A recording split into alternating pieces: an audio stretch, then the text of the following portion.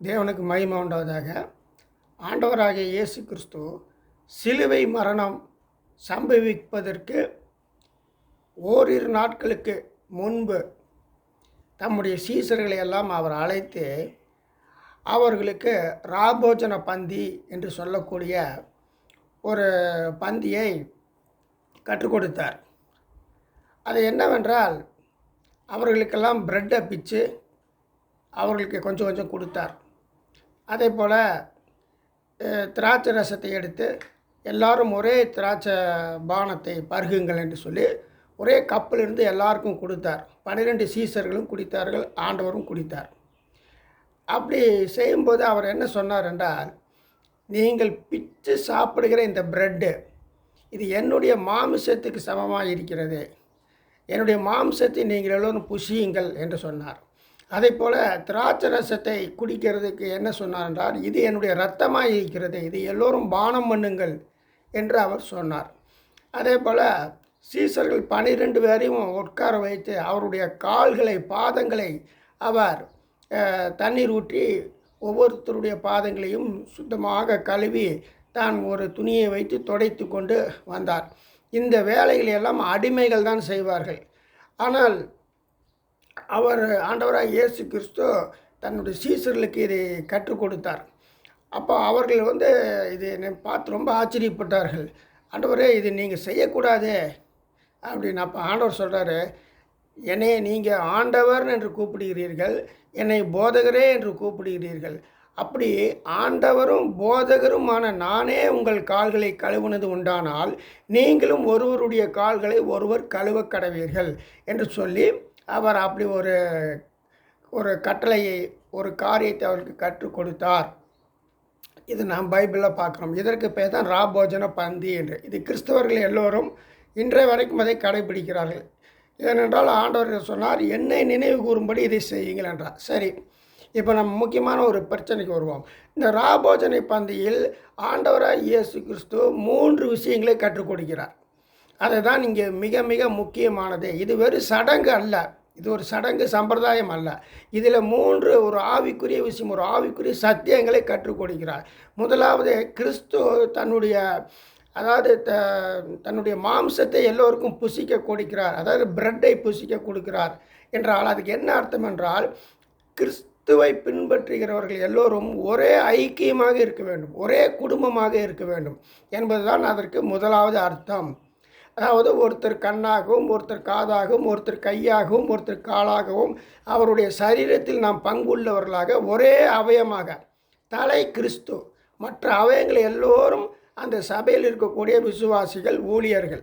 அப்படியாக நாம் எல்லோரும் ஒரே ஐக்கியமாக, ஒரு உடம்பு எப்படி ஒரு கட்டுக்கோப்போடு செயல்படுகிறது அதை போல நாம் செயல்பட வேண்டும், ஒற்றுமையாக செயல்பட வேண்டும், ஐக்கியத்தோடும் அன்போடும் ஒருவர் பாரத்தை ஒரு சுமந்து இசை உள்ளவர்களாக காணப்பட வேண்டும் என்றுதான் அவர் அதை கற்றுக் கொடுத்தார். இதுதான் முதலாவது சத்தியம். இது கிறிஸ்டியானிட்டிக்குள்ளே மட்டும் இதை ஃபாலோ பண்ணக்கூடாது. உலகத்தில் இருக்கிற அத்தனை ஜனங்களுமே ஒரே குடும்பமாக நாம் பாவித்து நாம் ஒருவரில் அன்பு செலுத்தி வாழ்க்கையை நடத்த வேண்டும் என்பதுதான் அதில் இருக்கிற ஆழமான உண்மை.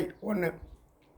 இரண்டாவது, ராபோஜன பந்தியில் அதற்கு கருத்து என்னவென்றால், அதாவது என் மாம்சத்தை புசித்து என் இரத்தத்தை பானம் பண்ணுகிறவனுக்கு நித்திய ஜீவன் உண்டு, கடைசி நாளில் நான் அவனை எழுப்புவேன் என்று ஆண்டவராக இயேசு கிறிஸ்து சொன்னார். அதாவது அந்த பிரெட்டையும் அந்த திராட்சை ரசத்தையும் குடிப்பவர்களுக்கு அழிவில்லாத வாழ்க்கை உண்டு என்று ஆண்டவர் சொன்னார். சரி, இது என்ன அர்த்தம்னு சொன்னால், அதாவது இயேசு கிறிஸ்துடைய இரத்தம், இயேசு கிறிஸ்துடைய சரீரம் என்று சொல்லப்போனால் பைபிளில் போட்டிருக்கிறது. அது தேவனுடைய, அதாவது மாமிசம், கிறிஸ்துடைய மாமிசம் என்பது தேவனுடைய வார்த்தையாக இருக்கிறது. இயேசு கிறிஸ்து தேவனுடைய வார்த்தையாக இந்த உலகத்துக்குள் வந்தார். அதாவது அந்த மாமிசம், அந்த வார்த்தை மாமிசத்தில் வெளிப்பட்டது. தேவன் மாம்சத்தில் வெளிப்பட்டார். அந்த வார்த்தை மாமிசமாகி கிருபையினாலும் சத்தியத்தினாலும் நிறைந்தவராய் நமக்குள்ளே வாசம் பண்ணினார். அந்த வார்த்தை என்னென்ன? தேவனுடைய வார்த்தை. அந்த வார்த்தை என்று சொல்லக்கூடியதான் கிறிஸ்து, ஜீசஸ் கிரைஸ்ட். அவர்தான் தேவனாகவும் தேவகுமாரனாகவும் இருக்கிறார். அதைத்தான் பைபிள் சொல்லப்பட்டிருக்குது. அந்த வார்த்தை மாமிசமாகி, அதாவது அந்த வார்த்தை பிறக்கிறது, ஒரு குழந்தையாக பிறந்து வளர்ந்து நமது மத்தியில் இயேசு என்ற ஒரு மனிதனாக அவர் வாழ்ந்தார். இதைத்தான் அந்த பைபிளில் குறிப்பிட்டிருக்கு. அப்போ என்னவென்றால், வார்த்தை என்று சொன்னாலே அந்த வார்த்தையை கைக்கொள்ள வேண்டும். எந்த வார்த்தையை? பைபிளில் இருக்கக்கூடிய அந்த வார்த்தைகளை, சத்தியத்தை சுருக்கமாக சொல்லப்போனால் சத்தியத்தை நாம் கைக்கொண்டு நடக்க வேண்டும். அவர்கள்தான் இயேசு கிறிஸ்துடைய மாம்சத்தை புசித்தவர்கள். அவர்கள்தான் இயேசு கிறிஸ்துடைய இரத்தத்தை பானம் பண்ணினவர்கள். வெறும் சடங்குக்காக ஒரு பிரெட்டையும் ஒரு திராட்சை ரசியும் குடித்துவிட்டு தேவாலயத்திலே பாட்பாடி வருவதனால அது நிறைவேற்றப்படாது சகோதரர்களே. உண்மையாக யார் யாரெல்லாம் சத்தியத்தை கைகொண்டு நடக்கிறார்களோ அவர்கள் உண்மையாகவே இயேசு கிறிஸ்துவில் பங்குள்ளவர்கள்.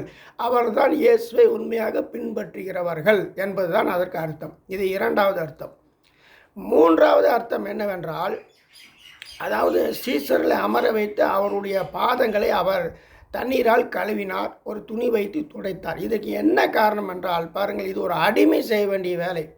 ஆனால் ஆண்டவராக இயேசு கிறிஸ்து மகா பெரியவராக இருக்கிறார். அவர் தேவனுக்கு சமமானவர், தேவகுமாரன். அப்படிப்பட்டவர் சாதாரண மனிதர்களுடைய கால் பாதங்களை கழுவினார் என்றால் அது தாழ்மையை குறிக்கிறது, பணிவை குறிக்கிறது, அடக்கத்தை குறிக்கிறது. பாருங்கள், ஒரு வேத வார்த்தை சொல்லுகிறது, அவர் தேவனுடைய தற்சொரூபமாக இருந்தும் சிலுவையின் மரண பரியந்தம் தம்மை தாழ்த்தினார். எது வரைக்கும் தாழ்த்தினார்?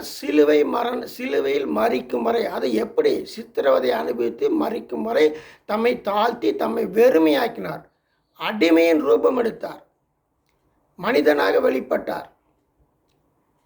அப்படி என்றால் நமக்கு அவர் தாழ்மையை கற்றுக் கொடுக்கிறார். ஒருவருக்கொருவர் தாழ்மை உள்ள சிந்தை உள்ளவர்களாக காணப்படும். நான் தான் என்ற அகங்காரம் நமக்குள் செத்து மடிய வேண்டும் சகோதரர்களே. அதைத்தான் ஜீசஸ் கிரைஸ்ட் இந்த இடத்துல, அதாவது தான் சிலுவைக்கு போவதற்கு 2 நாட்களுக்கு முன்பாக இதை கற்றுக் கொடுக்கிறார். அப்படி என்றால் இது எவ்வளோ முக்கியமான ஒரு கருத்து பாருங்கள். இன்றைக்கி நம்ம வீட்டில் யாராவது பெரியவர்கள் இறந்து போனாலோ அந்த சமயத்தில் அவங்க போய் கேட்பாங்க, அவர் கடைசியில் என்ன வார்த்தை சொன்னாருங்க, ஏதாவது சொல்லிட்டு போனாரா அப்படின்னு. அவர் கடைசியில் ஏதோ ஒரு வார்த்தை சொல்லியிருந்தார்னா அது மிகவும் ஒரு முக்கியத்துவம் வாய்ந்ததாக அமைந்து விடும். அதே போல் ஆண்டவர் தான் மரிப்பதற்கு முன்பாக நமக்கு கற்றுக் கொடுத்த பாடம் இதுதான். தாழ்மையை கற்றுக் கொடுத்தார். ஆண்டவர் சொல்கிறார், என்னிடத்தில் கற்றுக்கொள்ளுங்கள், நான் சாந்தமும் மனத்தாழ்மையுமாக இருக்கிறேன் என்று சொல்கிறார். அப்போ ஆண்டவர் நமக்கு கற்றுக் கொடுக்கக்கூடிய, மனிதர்களுக்கு கற்றுக் கொடுக்கக்கூடிய அற்புதமான விஷயம் மனத்தாழ்மை. இன்றைக்கு இந்த தாழ்மை யாரிடமே காணப்படுவதில்லை. ஒவ்வொருத்தரும் தன் சொந்த பெத்த பிள்ளைகளிடத்திலே பயங்கர வைராக்கியமாக இருக்கிறார்கள். நான் உயிரே போனாலும், நான் செத்தாலும் நீ எனக்கு வந்து கொல்லி வைக்கக்கூடாது, நான் அவன் வீட்டு திசையிலேயே நான் தலை வச்சு படுக்க மாட்டேன், நீ என் வீட்டுக்குள்ளே வரக்கூடாது, நான் அவன் வீட்டுக்கு வரமாட்டேன், இப்படியெல்லாம் வைராக்கியம் பாராட்டுகிறார்கள். கிறிஸ்தவர்கள் ஜீசஸ் கிரைஸ்டை ஃபாலோ பண்ணுகிறேன் என்று சொல்லுகிறவர்கள் இதெல்லாம் செய்கிறார்கள்.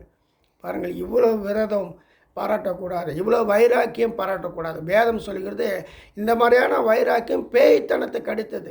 எங்கே வைராக்கியமும் விரோதமும் உண்டு, அங்கே சகல துர்க்குணங்களும் உண்டு. சிலர் பார்த்திங்கன்னா ரொம்ப வைராக்கியம் பிடிச்ச மனுஷர்களாக இருப்பார்கள். அப்படி இருக்கக்கூடாது சகோதரர்களே. அவர்கள் இருதயம் கேடுபாடு உள்ளது. ஆகையால் தேவாதி தேவகுமாரன் நமக்கு கற்றுக் கொடுப்பது என்னவென்றால், மனத்தாழ்மை உள்ளவரிடத்தில் தான் அவர் தங்குகிறார். தேவ ஆவியானவர் மனத்தாழ்மை பணிந்த மனத்தாழ்மை உள்ளவரிடத்தில் நான் வாசம் பண்ணுகிறேன் என்பதாக பைபிளில் சொல்லப்பட்டுள்ளது. ஆகையால் நாம் தாழ்மை உள்ளவர்களாக காணப்படுவோம். சத்தியத்தை கைகொண்டு நடக்கிறவர்கள் தான் உண்மையான ராபோஜனத்தை கடைபிடிக்கிறவர்கள். அதே போல் நாம் ஒருவரில் ஒரு ஐக்கியம் உள்ளவர்களாக காணப்படுவோம். இந்த 3 சத்தியங்கள் தான் ராபோஜன பந்தியில் உள்ளது. ஆனால் இதை இவ்வளவு தெளிவாக, இவ்வளவு விளக்கமாக யாரோ ஒரு சிலர் தான் சொல்கிறார்கள். மற்ற அநேகர் அதை பற்றி அவ்வளோக்கா லைட்டை டச் பண்ணிட்டு போயிடுறாங்க. இதை வந்து கிறிஸ்தவர்கள் மட்டும் அல்ல, எல்லாரும் தெரிந்து கொள்ள வேண்டும் என்பதுதான் என்னுடைய நோக்கம். உலகத்தில் இருக்க நம்ம அத்தனை பேரும் ஒரே குடும்பம். அது இந்துவாகட்டும், முஸ்லீமாகட்டும், பௌத்தனாகட்டும், யூதனாகட்டும், ஜெயின மதத்தை சேர்ந்தவனாகட்டும், யாராக இருக்கட்டும், நாம் எல்லோரும் ஒரே குடும்பம். ஒரே குடும்பம், ஒருவருக்கொரு ஐக்கியமாக இருக்க வேண்டும். அதே போல் எல்லோரும் சத்தியத்தை கைக்கொண்டு ஒரு நேர்மையான வாழ்க்கையை வாழ வேண்டும். அன்புள்ள வாழ்க்கை, நேர்மையான வாழ்க்கை, ஒழுக்கம் மிகுந்த வாழ்க்கையை நாம் வாழ வேண்டும். அதே போல் ஒருவருக்கொருவர் பணி உள்ளவர்களாக, தாழ்மை உள்ளவர்களாக, விட்டு கொடுக்கும் மனப்பான்மை உள்ளவர்களாக காணப்பட வேண்டும். இப்படி யார் யாரெல்லாம் செய்கிறார்களோ அவர்கள் உண்மையாகவே கிறிஸ்துவுடைய ராபோஜனத்தை தங்கள் வாழ்க்கையில் தங்களையும் அறியாமலேயே கடைபிடிக்கிறார்கள் என்பதுதான் உண்மை. மற்றபடி இது ஒரு சடங்காக தேவாலயத்திலே பின்பற்ற ஒரு காரியம் அல்ல. நன்றி சகோதரர்களே.